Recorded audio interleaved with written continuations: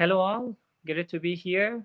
I am Said Wasi Saidi from Afghanistan and I'm the Executive Director of Women Activities and Social Services Association. I would like to thank IYAP team that invited me to talk about the domestic violence against women and COVID-19. Before going to this subject, I would like to give you a little bit information about the condition of women and girls in Afghanistan. Unfortunately, Afghanistan is one of the most dangerous country for women in the world. And being as a woman in such patriarchal society is not easy. And domestic violence against women is a major issue in Afghanistan. According to the UN reports, 50% of Afghan women face domestic abuse from their partner in their lifetime. And also, women and girls here do not have access to actually equal rights, equal participation in the society, don't have the rights to decide for themselves and for their future, and ultimately suffering from various types of domestic violence every day. Unfortunately, Herat, in my place, actually the place of my birth, has the highest rates of domestic abuse and female suicide. Women here burn themselves to death as they can't endure more pain and suffering. So, above all the mentioned problems for women, COVID-19 outbreak has become another risk factor for Afghan women, especially during the lockdown, which has increased domestic violence in compared to past. Um, COVID-19 has directly affected uh, all types of family, but poor families were the highest at risk. I mean, the women, girls, children actually affected their education system, economic opportunities, work, livelihood, health, and totally everything.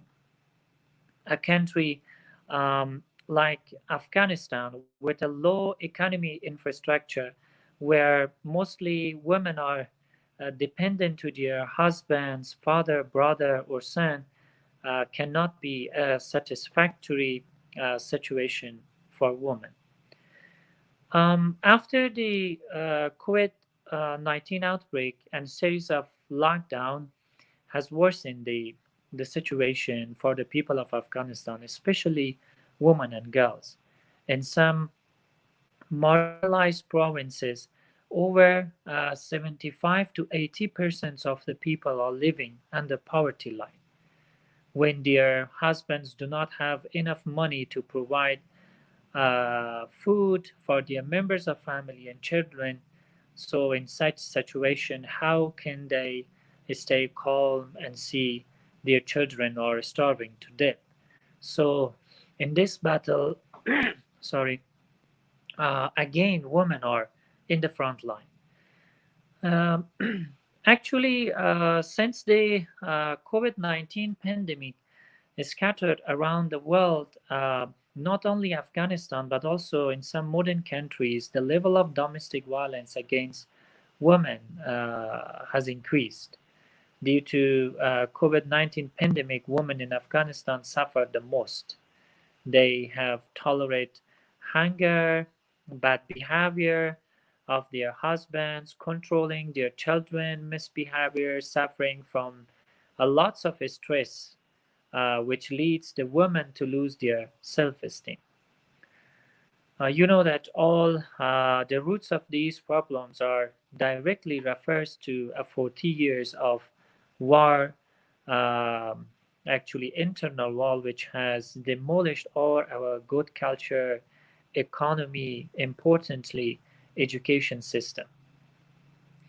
So, coming to the subject, domestic violence against women in Afghanistan, actually, in order to decrease the level of domestic violence. So, based on my experiences for the last 13 years with the women, defending the women rights, participating uh, actually in their programmings, provision of psychosocial and legal counseling for the women. I'm thinking that we have to actually divide the women into three categories and reach them by these categories in order to decrease the level of domestic violence. The first category actually women's living in rural areas.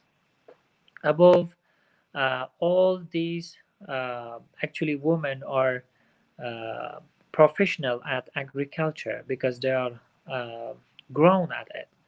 So during the lockdown, they can start home-based agriculture interventions like kitchen gardening, poultry, beekeeping, milk, and food processing. Some of them who are not familiar with the agriculture, they can actually they can keep themselves busy with other skills like hand embroidery, tailoring, and some sort of other skills which they have to.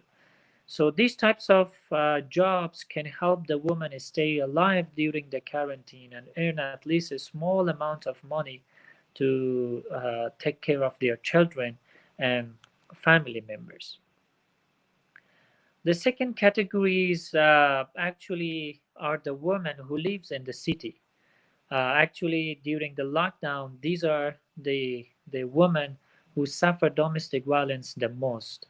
You know why? Because they are living in apartment with a limited space, and they do not have like a proper land to keep themselves busy, as like the women in rural areas. They have to tolerate the aggressive behavior of their husbands, tolerating misbehavior of their children, uh, poor economy situation, and badly presence of their poor husband for 7 days and nights of the week during the lockdown and during the quarantine. Uh, Despite all this problem, and also the government is unable to actually provide them enough food to continue their normal life, like actually in the Western countries.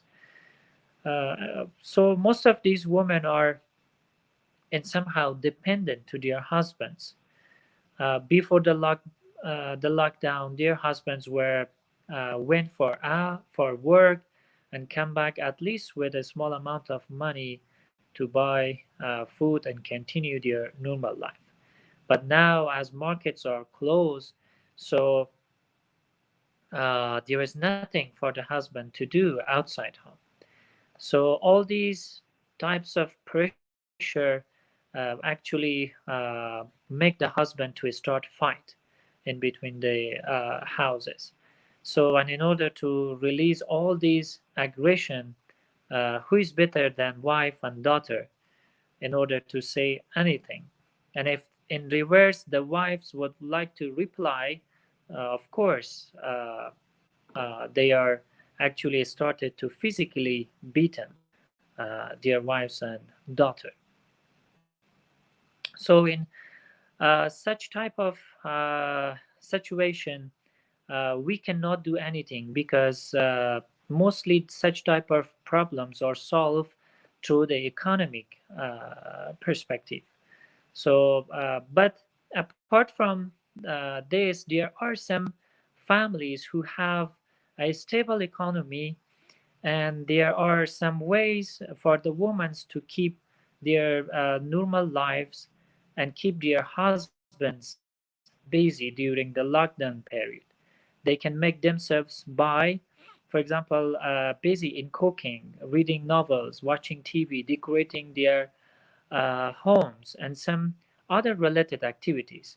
Further to that, involving their husband into cooking and cleaning actually it make the life a little bit easier during the lockdown period. I in somehow help my wife in cooking during the lockdown.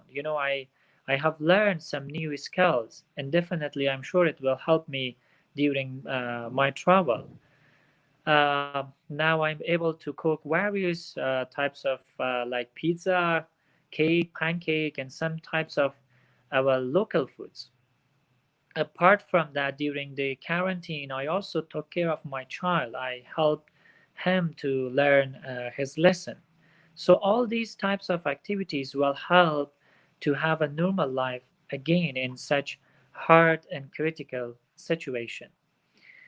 And there is a third category, and it is about the women who came from the rich class of the society.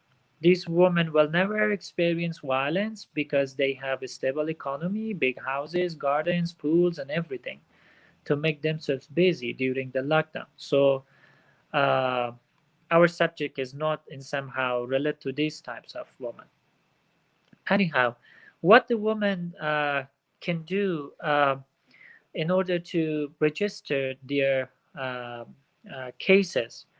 In Afghanistan, there are several ways where women can register their complaints to the government institutions, to the Department of Women Affairs, to the independent human rights commissions, independent legal attorneys, associations, as well as some legal aid clinics supported by the civil society organizations. Both women can either submit their cases verbally or through document.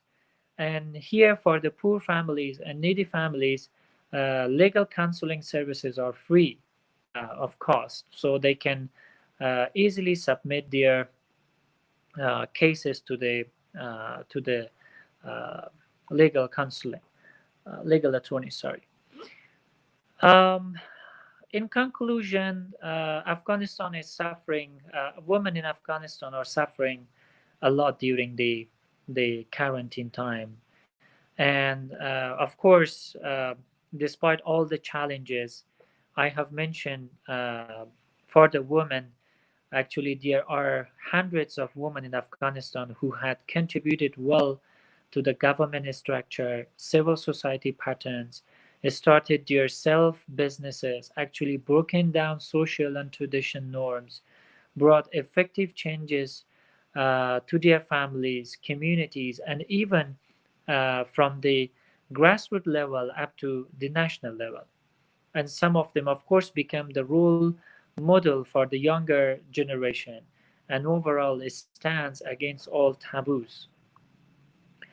I'm believing that after 20 years of fight and advocacy for the women rights, nowadays we have hopefully the presence of women in every part of our country, but it is less. We have to keep fighting to our best to make it equal for the near years to come. Actually, it was nice to be here with you all. I wish one day all the women around the globe could have a pleasant and enjoyable life ahead and are away from the COVID 19. God bless you all, and remember, stay home, stay safe. Thank you.